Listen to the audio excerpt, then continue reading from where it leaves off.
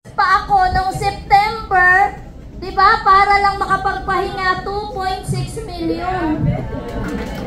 Di ba, October, binigyan ako allowance ulit 2.2 million. Oh, eto pa, 2.1 million.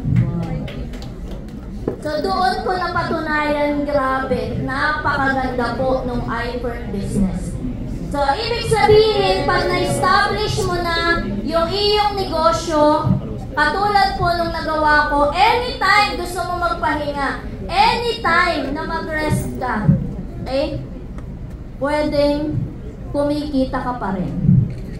Okay, alam nyo, aside po dyan, hindi lang yan. Diba, nagbabakasyon po kami. Kasama ko si Apmelay sa Europe. Nagbabakasyon po kami. Pag uwi po namin dito, meron kaming 2 million, 3 million, 4 million pesos. So, yun, happy yun. Diba? Breakthrough sa income. Ito po, kahit na magka-challenge ka sa health mo, tutulungan ka ng iFern Products Plus, mayroon ka pang malaking income. Ayan, and of course, yung isa po, no, na recent lang po, no, sa mga kanina tinanong ko, yung hindi po nakakakilala po sa akin, yung first time po ako na-meet, no, ayan, so, 2024, okay, 2024, January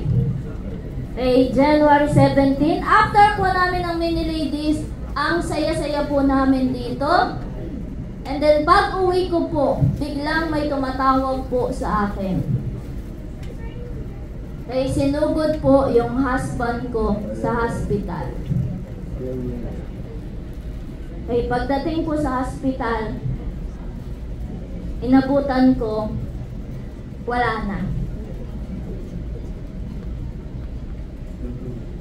Ayan, so syempre, di ba parang sabi ko, grabe, ang bilis nung pangyayari. So, biglang-bigla po, no?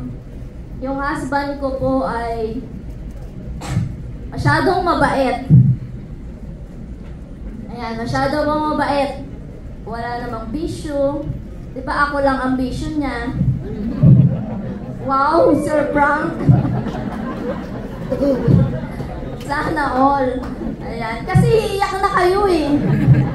Ayan. So, yung husband ko po, masyadong mabait, no? Kinuha po ni Lord ng maaga. Wala naman sakit. Diba? Tapos yun, bigla-bigla na lang. Okay. So, hindi po na-accident. Inatake po sa puso.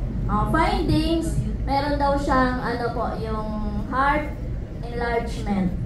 No, and yun din po, no, nung napakasawa ko pa lang din po siya, yung husband ko po ay sobrang sakitin na. Ay lagi na po namin yung nadadala sa hospital, lagi ko nang nai-ER, diba? So talaga pong matindi na po, lagi nagkakasakit kasi matindi po yung asthma niya. Okay, so nung kami po ay pumasok sa iFern, natulungan po siya ng mga iFern products. Yung ER niya na laging monthly, na wala na po yun. Yung kanyang inhaler na almost 10 pops a day, na wala na din po yun ng Ferndi. Okay, pero yun nga po, no, inborn, meron pala siyang heart problem na hindi din po namin alam lahat. And yun po yung nangyari. So, syempre po, nagulat po kami lahat. No, at yung mundo ko po para pong gumunaw. Ayan, so yung ako po, na parang, sabi ko, bakit ganun?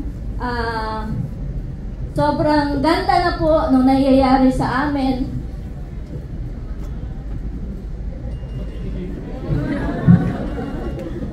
Ayan, yung family po namin sa akin, no, for me, parang it's almost perfect. So, tapos bigla po yung nangyari. Ayan, so, siyempre, wala na po tayong magagawa because ganun talaga yung buhay. May nauuna, diba? Wala pong nasusunod.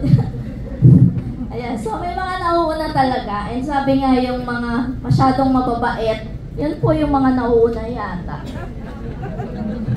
Kaya ano eh, huwag po tayo masyadong mabait eh.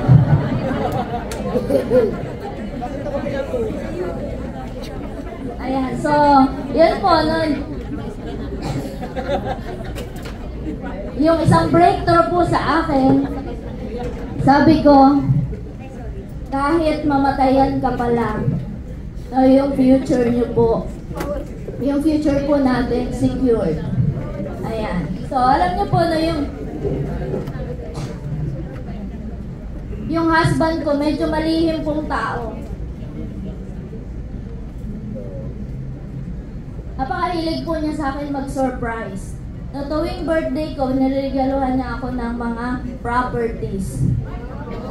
Tuwing anniversary po namin. Kaya nga, di ba, sabi ko, almost perfect. Okay, so napakabait. Parang kalimutan niya na yung sarili niya. Ako yung pinaka-importante, gano'n. Ayan, so nung nawala po siya, doon ko napatunayan, sabi ko, grabe pala, no? Because yung pinagtulungan po namin kay iFern for 8 years na nakasama ko po siya. Grabe po ang naipundar po namin at grabe po ang ibinalik po sa amin. Okay, so kahit namatayan po, nawala na yung husband ko, yung anak ko po, si Vincent, no? Secured na po yung future niya. Ayan po, ito po, nabili na po namin na bahay. Galing po kay iFern. Diba? Tapos, ayan po, ito po, isa yung condo namin sa Tagaytay. Regalo niya po sa akin yan. Okay, tapos meron pa po, ayan, nung birthday ko last year, nagulat po ako, may ahente na tumawag sa akin. Sabi niya, ma'am, yung unit niyo, naka-turnover na, may bahay ka po dito sa Baguio. Ayan, tapos isa din po naming bahay, tapos isa pa po naming bahay. Yung total po na naiwan niya sa amin, nandyan po lahat yung mga titulo. Diba? Nandyan din po lahat yung mga insurance din niya na naiwan sa amin. So kay iFern, sabi ko, grabe, kahit mamatayan ka, alam niyo po yun, di ba, mahirap yung pakiramdam po pag ikaw ay kinuhanan ng pinakamahal mo sa buhay. Diba? Tapos, kung ang sitwasyon mo ay wala kang pera, napakahirap po. Diba? Pero ako po, no, nakakaya ko lahat.